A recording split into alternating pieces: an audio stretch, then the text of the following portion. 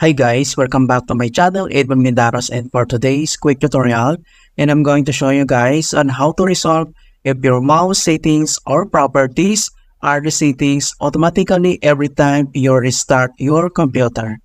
Alright, so without further ado, and let's go ahead. Ang first step na pwede natin gawin ay dito lang sa searching bar ng ating computer, ay kailangan lang i-type dito yung cmd or ito yung tinatawag na command prompt. And then next ay kailangan lang i-click itong Run as Administrator.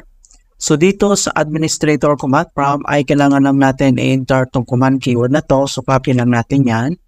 And then next ay paste natin dito. And then ang susunod ay kailangan lang i-press yung enter. And then makikita mo kaagad dito yung hardware and device. Ang susunod ay kailangan lang i-click tong advance. And then dapat naka-check tong box na apply repairs automatically. I-check mo tong box. And then ang susunod ay kailangan lang i-click tong next. At wait natin na madetect yung problems, yung pag-scan niya mga kaibigan. Alright, so or complete na po yung pag-scan. So ang next na gagawin natin ay kailangan lang natin i-update yung Windows natin. Okay, so para ma-update natin yan, dito lang si start menu. So right click ka lang and then select mo lang tong settings. And then dito sa settings ay scroll down at select mo lang dito yung Windows Update.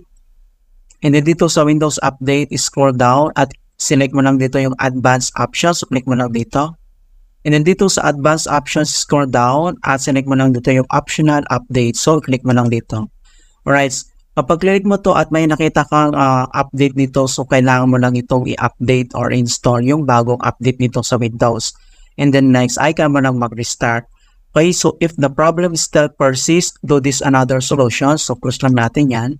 Dito lang sa Start menu, so right-click ka lang. And then select mo lang dito yung Device Manager. And then dito sa Device Manager ay kailangan mo lang select dito yung mice and other pointing device. So, i-click mo lang itong arrow na to para mag-expand.